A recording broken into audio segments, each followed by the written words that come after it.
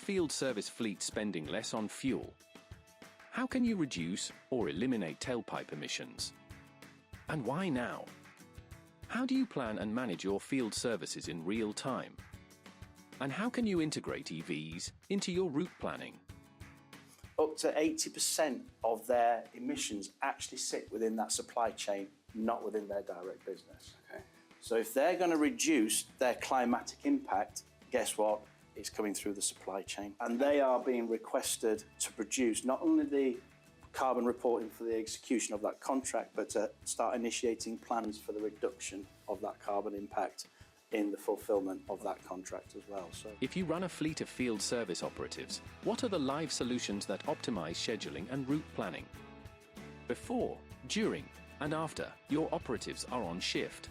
Again, it's more about just making sure that the travelling between each of the jobs, if possible, can be kept down to a minimum, because then you're actually just going through the process of the day.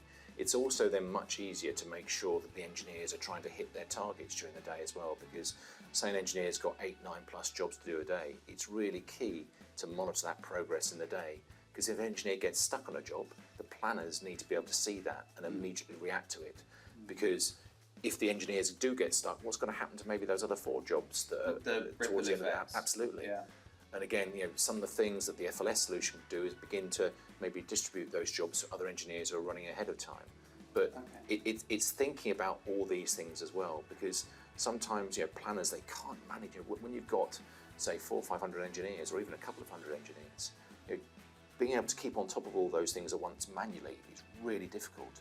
But when you've got technologies such as Webfleet and FLS bringing it together, it's alerting the planners to what's going on. They can see, hang on, that engineer should have left that site 30 minutes ago. Why is he still there? And get on the phone to him and go, what's happening? Are you nearly finished? Or do you need to come back? Do we need to get another engineer? Do you need some help? It's being able to react to that, because it's about making sure you respond to your customers.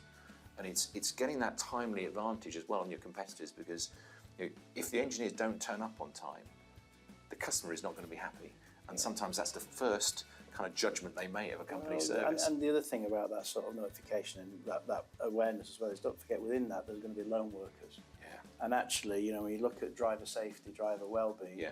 If you've got a lone worker out there in a rural area, Yeah. field service, actually that notification back could be the first signs that some things might not be right, and actually it's about looking after your drivers.